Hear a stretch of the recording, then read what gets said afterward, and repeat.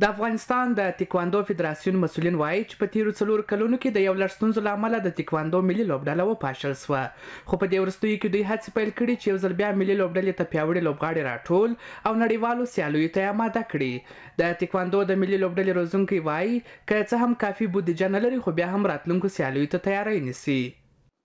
مونږ د بین المللي د فجر مسابقې لرو چې هغه رینکینګ ای ده، همچنان آسیایي لوبه ده چې ډیره مهمه ده، کسب سهمیت د اولمپیک د تنګیو ځوانانو دي، همچنان قهرماني د جهان ده.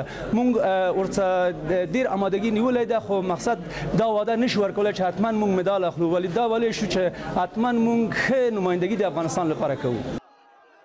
د تکواندو د ملي لوبډلې لوبغاړي روح الله نیکپا چې په اولمپیک لوبو کې افغانستان ته 2 د برونزو میډالونه ګټلي د بودیجې له کمښت څخه شکایت کوي. نیکپا وایي چې ډېر کله د بودیجې د نشتوالي له امله لوبغاړي نشي کولی چې له هېواده بهر سیالیو ته لار پیدا کړي. رنگ مډال اولمپیک زیات مهم نیست. د اولمپیک میډال رنګ مهم نه دی، مهم د میډال اخیستل دي. د خدای شکر افغانستان 2 ځلې په دې لوبو کې میډال اخیستی. زما ارمان دا دی چې یو ځل د زرو میډال وګټم.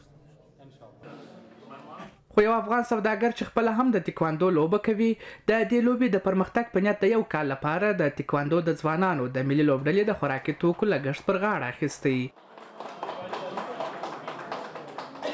هر بخش باشه ستاسو ملاتړ غواړو په هره برخه کې چې وي او یوه داسې ورځ راشي چې روح الله نیکپا غوندې څو لوبغاړي ولرو او څو اولمپیکي میډالونه ولرو.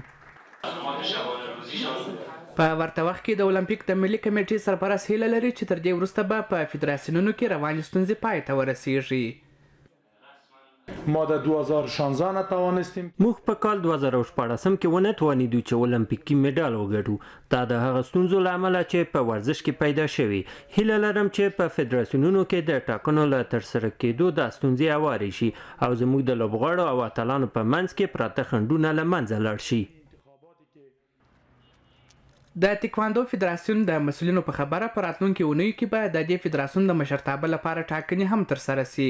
دوی هیله لري چې د تکواندو لوبغاړي به یو ځل بیا په نړیوالو سیالیو کې وځلیږي.